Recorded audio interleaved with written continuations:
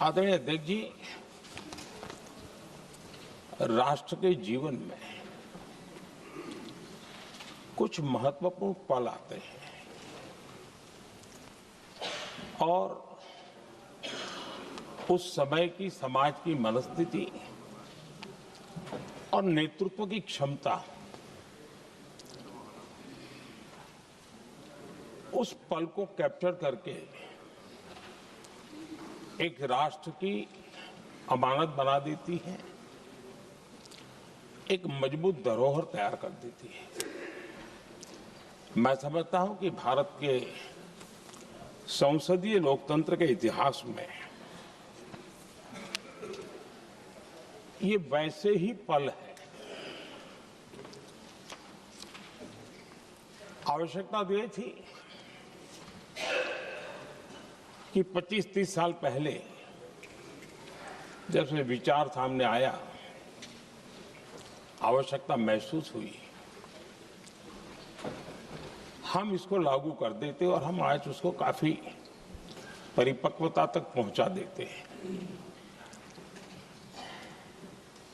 और आवश्यकता के अनुसार उसमें समय समय पर सुधार भी होते हैं और यही तो लोकतंत्र की ब्यूटी होती है।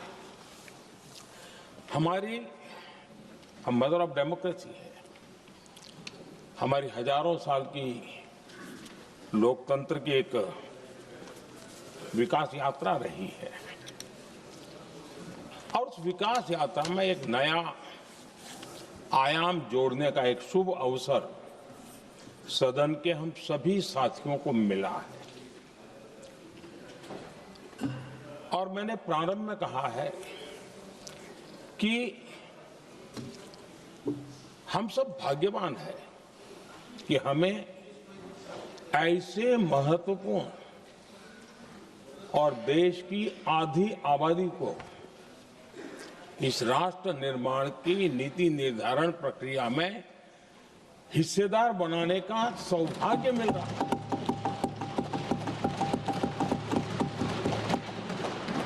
ये हम लोगों के लिए सौभाग्य है और मैं चाहता हूं कि मेरे सभी माननीय सांसद, मैं इधर उधर की आज बात करना नहीं चाहता हूं, हम सभी सांसद इस महत्वपूर्ण अवसर को जाने न दें।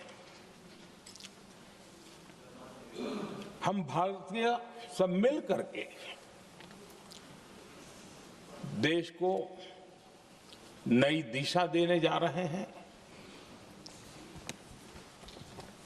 हमारी शासन व्यवस्था को संवेदनशीलता से भरने का एक सार्थक प्रयास करने के लिए जा रहे हैं। और मुझे विश्वास है कि इस मंथन से जो अमृत निकलेगा वो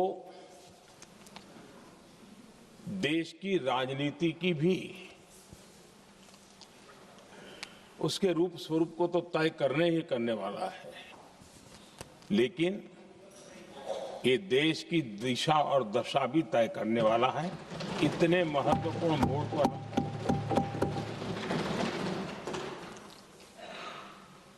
आदरणीय अध्यक्ष जी, 21वीं सदी में भारत एक नए आत्मविश्वास के साथ आगे बढ़ रहा है।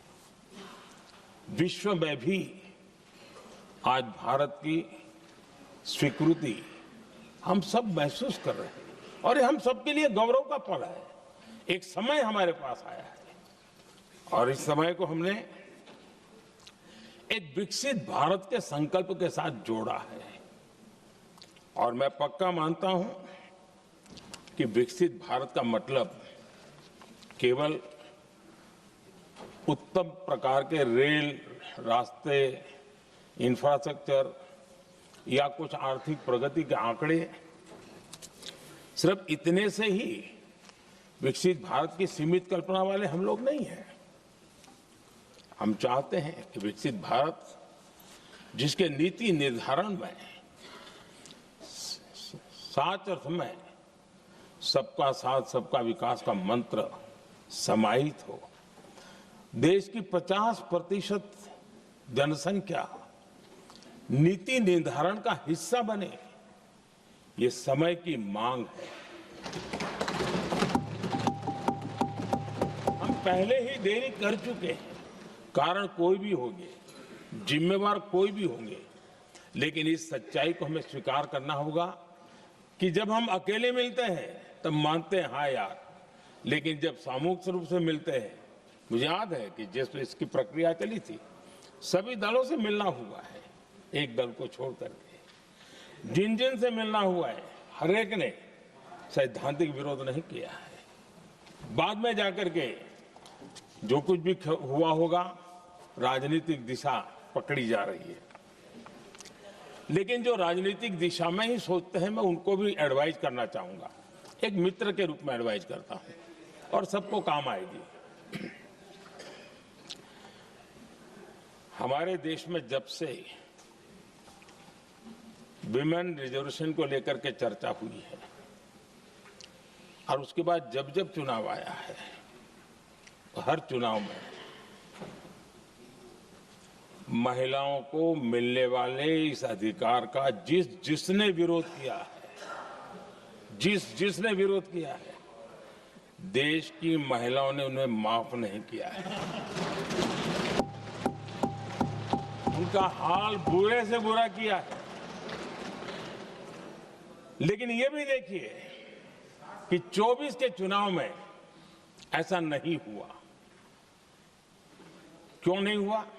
ये इसलिए नहीं हुआ कि 24 में सबने सहमति इसको पारित किया, तो ये विषय ही नहीं रहा।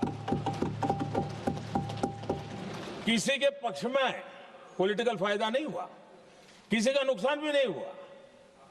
सहज रूप से जो मुद्दे थे, उन मुद्दों के आधार पर चुनाव लड़ा, क्योंकि 24 में सब साथ में थे।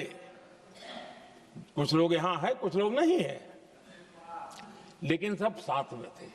आज भी मैं कहता हूं, अगर हम सब साथ में जाते हैं तो इतिहास गवाह है कि ये किसी एक के राजनीतिक पक्ष में नहीं जाएगा।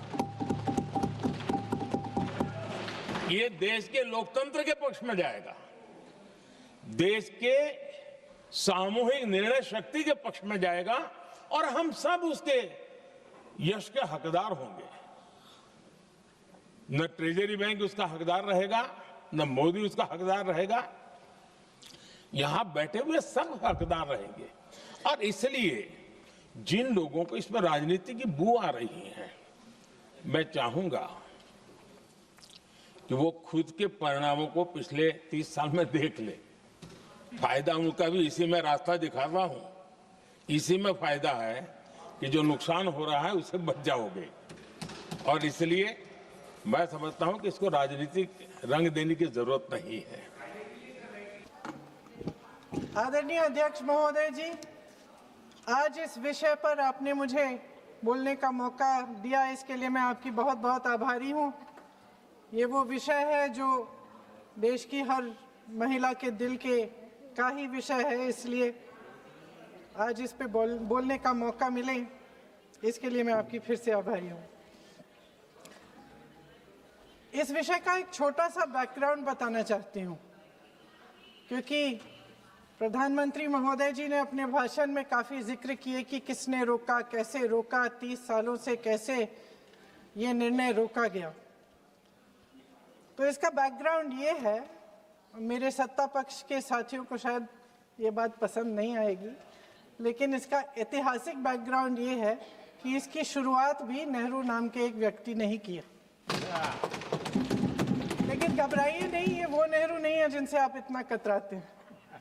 ये उनके पिताजी मोतीलाल नेहरू जी ने एक रिपोर्ट तैयार की थी 1928 में, और उस प्रतिवेदन को उन्होंने कांग्रेस पार्टी की कार्य समिति को दिया था। वो एक समिति के अध्यक्ष थे, उसमें उन्होंने 19 मूल अधिकारों की सूची बनाई थी।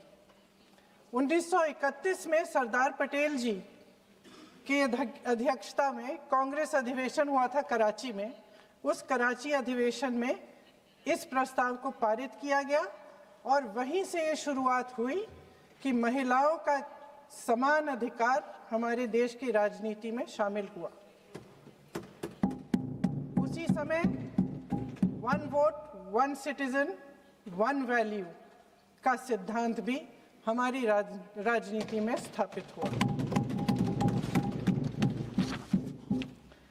आपको ताज्जुब होगा ये जानकर कि जबकि इस सिद्धांत की वजह से हमारे देश में महिलाओं को वोट देने का अधिकार आज़ादी के पहले दिन से मिला, अमेरिका जैसे देश में ये अधिकार उन्हें इस अधिकार के लिए 150 साल इंतजार करना पड़ा, संघर्ष करना पड़ा। हमारे देश की राजनीतिक व्यवस्था में महिला आरक्षण लागू करना भी दुनिया में एक ऐसा ही अनोखा कदम था। पंचायतों और नगर पालिकाओं में 33% आरक्षण का प्रावधान भी भारतीय राष्ट्रीय कांग्रेस की सरकार ने स्वर्गीय राजीव गांधी जी के नेतृत्व में सदन पटल पर पहली बार पेश किया, मगर उस समय ये प्रावधान पारित नहीं हो पाया। आज आदरणीय प्रधानमंत्री महोदय जी ने भी इसका जिक्र किया, लेकिन हमेशा की तरह उन्होंने आधी बात बोल दी। उन्होंने कहा, सदन को ये बताया कि विरोध करने वाले कौन थे, उन्होंने ये नहीं बताया। उन्होंने कहा कि इसका विरोध हुआ, कौन किसने विरोध किया और नहीं बताया। विरोध तो आप ही ने किया था, भाजपा ने। कुछ सालों बाद स्वर्गीय श्री पीवी नरसिम्हा राव जी के नेतृत्व में कांग्रेस सरकार ने इस कानून को सदन में पारित करके लागू किया। आज अपने भाषण में प्रधानमंत्री जी ने जब पंचायत की आंदोलित महिलाओं का जिक्र किया, तो ये समझ लीजिए कि इस कदम के चलते ही आज 40 लाख पंचायत प्रतिनिधियों में से 15 लाख महिलाएं हमारे लोकतंत्र में भागीदार हैं। 2010 में स्वर्गीय प्रधानमंत्री डॉक्टर मनमोहन सिंह जी और यूपीए की अध्यक्ष श्रीमती सोनिया गांधी जी के नेतृत्व में कांग्रेस पार्टी ने लोकसभा और विधानसभा में महिलाओं को आरक्षण देने का फिर से प्रयास किया। राज्यसभा में इसे पारित भी कराया, लेकिन लोकसभा में आम सहमति नहीं बन पाई। 2018 में आदरणीय श्री राहुल गांधी जी ने मोदी जी को एक पत्र लिखा और उस पत्र में उन्होंने कहा कि ये महिला का जो आरक्षण है ये 2019 तक लागू हो जाना चाहिए। मुझे लगता है कि यहाँ आकर प्रधानमंत्री जी राहुल जी का मजाक तो बना लेते हैं, लेकिन घर जाके उनकी बातों पर गौर करते हैं, क्योंकि हम आज उसी बात पर चर्चा कर रहे हैं। वैसे आज प्रधानमंत्री जी की बातों से ये लगा कि भाजपा ही महिला आरक्षण के चैंपियन, प्रस्तावक और सबसे बड़े समर्थक रहे हैं। इनके पूरे भाषण में यही बात थी, जबकि ये कह रहे थे कि इन्हें इसका श्रेय नहीं चाहिए। कोई भी महिला आपको बता देगी कि बार बार बहकाने वाले पुरुषों को महिलाएं झट से पहचान लेती हैं। थोड़ी सावधानी बरत लीजिए, पकड़े जाएंगे। आखिर जब 2023 में राहुल जी के पत्र को पढ़ने के कुछ सालों बाद, हाँ, उसके बाद पढ़ लिया। आखिर जब 2023 में आदरणीय प्रधानमंत्री नरेंद्र मोदी जी की सरकार ने यह अधिनियम सर्वसहमति से पारित किया, तब भारतीय राष्ट्रीय कांग्रेस ने अपनी विचारधारा के अनुकूल इसका पूरा समर्थन किया। आज भी इसमें कोई शक नहीं होना चाहिए कि भारतीय राष्ट्रीय कांग्रेस महिला आरक्षण के पक्ष में डट कर खड़ी है और खड़ी रहेगी। लेकिन अध्यक्ष महोदय, सच्चाई ये है कि आज की चर्चा दरअसल महिला आरक्षण पर है ही नहीं।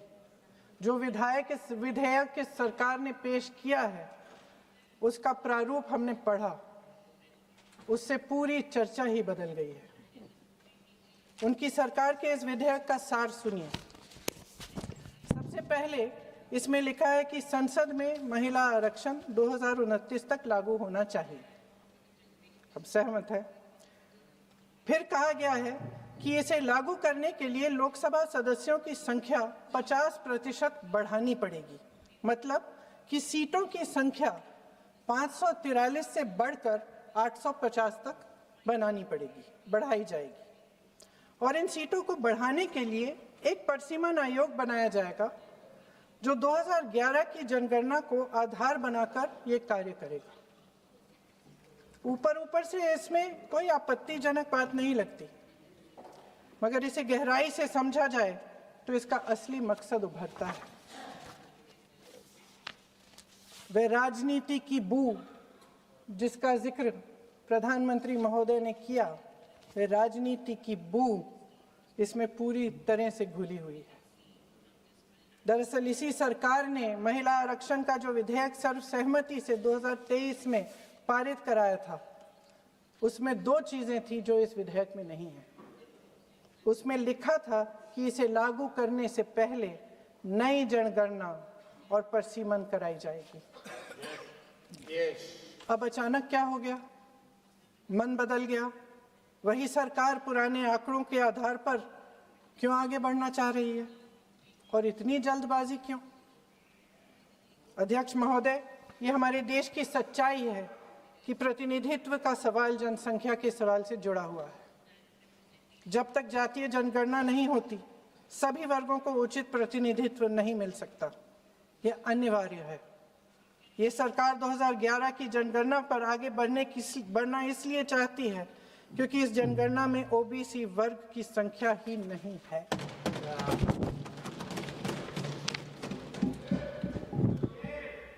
आज प्रधानमंत्री महोदय ने बड़े हल्के में बोल दिया कि इस वर्ग और उस वर्ग के बारे में हम बाद में देख लेंगे।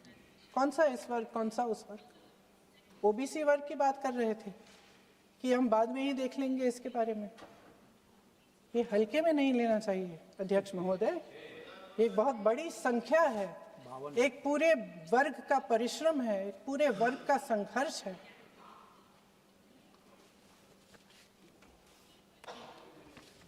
इसे टेक्निकल मुद्दा बता के उन्होंने अपना पल्ला झाड़ दिया। हम इनकी मांग कर रहे हैं, हम इनकी ज़रूरतों को आगे कर रहे हैं, हम कह रहे हैं कि इनको भी अपना हक मिलना चाहिए, और प्रधानमंत्री जी ने उसको एक टेक्निकल मुद्दा बता दिया। हमारे प्रधानमंत्री महोदय किस बात से घबरा रहे हैं? इसी बात से ना कि जब नई जनगणना होगी तो इस ओबीसी वर्ग के असली आंकड़े निकलेंगे और उसमें पता चलेगा कि ये वर्ग कितना मजबूत है, कितना बड़ा है, और उसके हक को कोई नकार नहीं पाएगा। 2011 की जनगणना को परिसीमन का आधार बनाकर प्रधानमंत्री जी ओबीसी वर्ग की ये हक छीनना चाहते हैं। उनके साथ एक बहुत बड़ा अन्याय करने जा रहे हैं। अध्यक्ष महोदय, कांग्रेस पार्टी कभी नहीं होने देगी।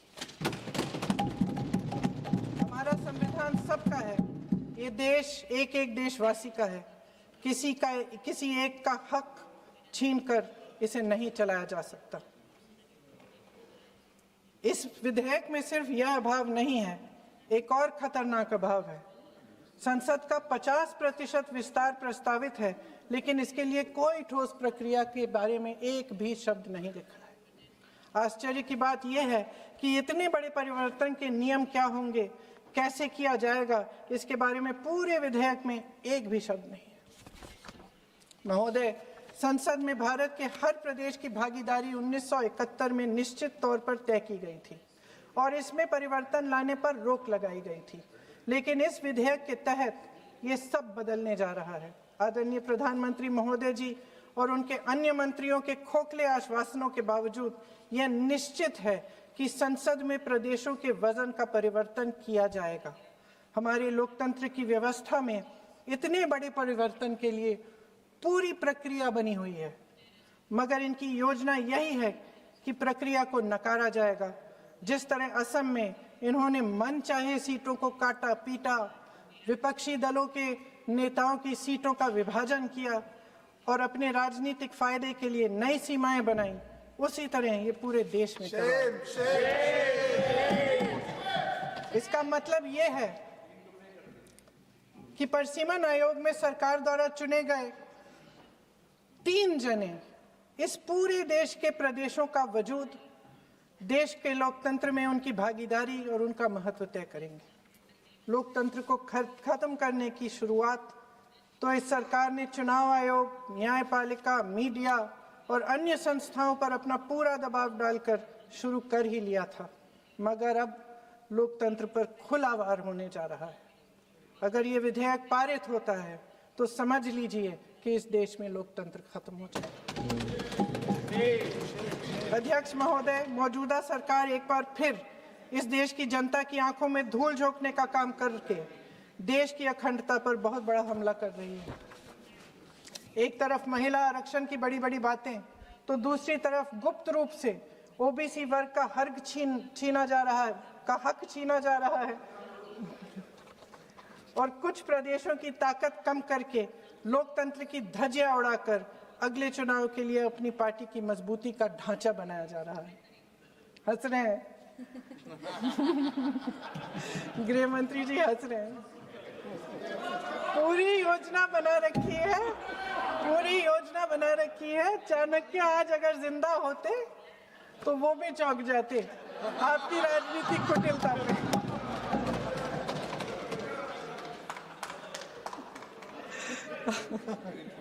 इन्होंने पूरी योजना बना रखी है, हंस रहे हैं, सहमत है मेरी बातों से।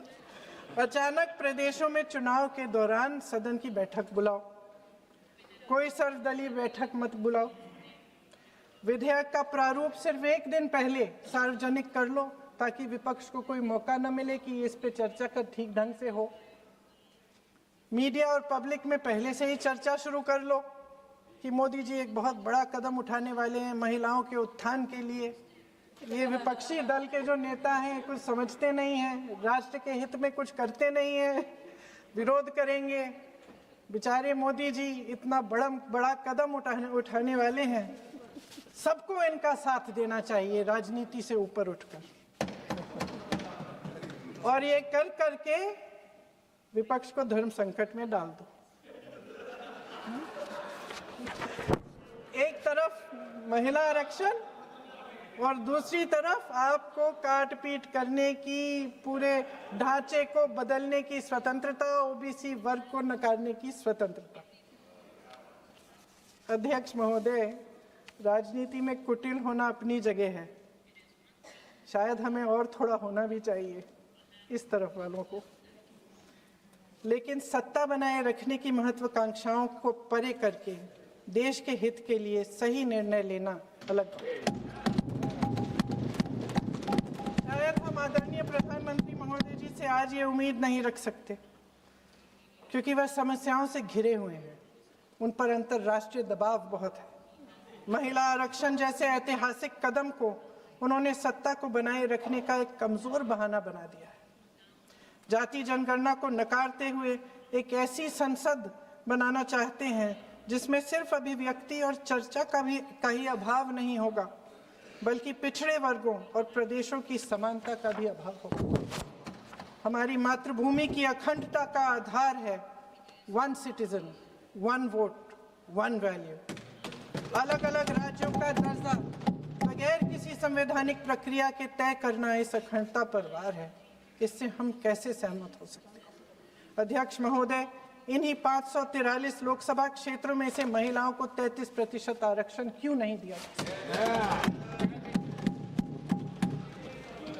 अगर पद खोने का डर नहीं है तो कुछ लोग अपना पद खोलें।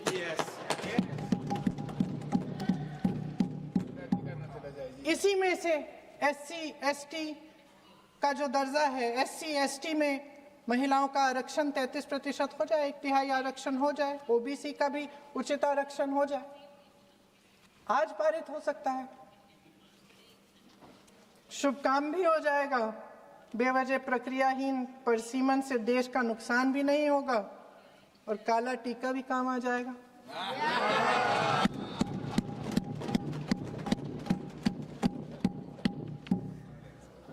सदन की सर्वसहमति से देश के इतिहास में एक महत्वपूर्ण कदम उठाने पर आदरणीय प्रधानमंत्री महोदय जी का नाम भी लोकतंत्र का गौरवमय पन्नों में लिखा जाएगा। अध्यक्ष महोदय, आज मेरी बहुत सारी बहनें यहाँ बैठी हैं, सदन की चर्चा देख रही हैं। हम चाहे बड़े शहरों में रहती हों या छोटे कस्बों में, गांव में, चाहे पढ़ी लिखी हों, कभी भी सभागृह की गैलरी की चर्चा नहीं करते सदन में।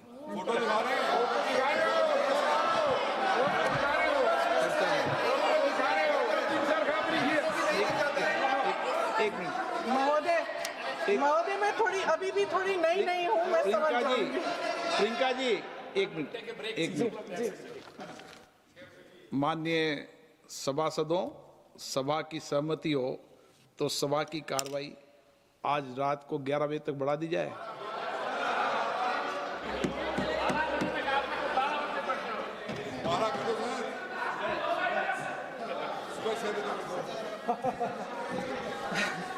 अध्यक्ष महोदय, हम चाहे बड़े शहरों में रहती हों या छोटे कस्बों और गांवों में, चाहे पढ़ी लिखी हों या हमने अवसरों की कमी का सामना किया हो, महिलाएं ही अपने समाज का बोझ अपनी दृढ़ता और मजबूत इच्छा शक्ति से अपने कंधों पर उठाती हैं। हम ही वह अथक कर्म शक्ति हैं जो हमारे राष्ट्र को आगे बढ़ाती हैं। दर्द और तकलीफें सहने की हमारी क्षमता असीम है, लेकिन अध्यक्ष महोदय, आज इस संसद में खड़े हुए मैं खास तौर से अपने पुरुष साथियों को याद दिलाना चाहती हूँ कि इस देश की महिलाएं निडरता पूर्वक जीवन के कठिन से कठिन परिस्थितियों में अपने हक के लिए लड़ना भी जानती हैं। घोर अंधकार से भरी रात में उठकर एक नई सुबह का दावा करना जानती हैं। इस देश की महिलाएं वे जबरदस्त सामूहिक शक्ति हैं जो इस देश के भविष्य को आकार दे रही हैं। इसलिए अध्यक्ष महोदय, आपके द्वारा मैं आदरणीय प्रधानमंत्री महोदय जी को ये कहना चाहती हूँ कि अगर वे इस ऐतिहासिक कदम को ईमानदारी से उठा रहे होते तो पूरा संसद इनके साथ एकजुट होकर इसे पारित करता। लेकिन देश की महिलाओं के नाम पर इस देश के बुनियादी ढांचे, इसकी अखंडता के साथ खिलवाड़ करने की कोशिश ने इस विधेयक का मकसद ही बदल डाला है। हमारी संसद को कमजोर करके अपनी सत्ता को कायम रखने की एक खोखली कोशिश साबित हुई है। आदरणीय प्रधानमंत्री महोदय जी, इस देश की महिलाओं का वाकई आप सम्मान करते तो उनका राजनीतिक इस्तेमाल न करते। ये आपकी हस्ती, आपके पद, उसकी गरिमा और आपके दायित्व के प्रतिकूल है। आपने ही कहा था कि भारत की हर नारी का ये हक है, उसका अधिकार है, किसी की मेहरबानी नहीं। आज नहीं तो कल उसे ये हक मिलेगा और इस हक को वे पूरी जिम्मेदारी से देश की अखंडता और एकता को बचाने के लिए इस्तेमाल करेगी। हम आपके इन तीनों विधेयकों का सख्त विरोध करते हैं, लेकिन अभी भी आप एक ऐसा निर्णय ले सकते हैं जो सर्वसहमति से इस सदन में पारित हो जाएगा और हमारे देश की हर नारी को अपनी असली शक्ति को धारण करने का मौका मिलेगा। मैं आपके द्वारा प्रधानमंत्री जी से अपील करती हूं कि मन बनाएं, साहस करें, सही निर्णय ले लें। हम सब उनके साथ खड़े रहेंगे। धन्यवाद।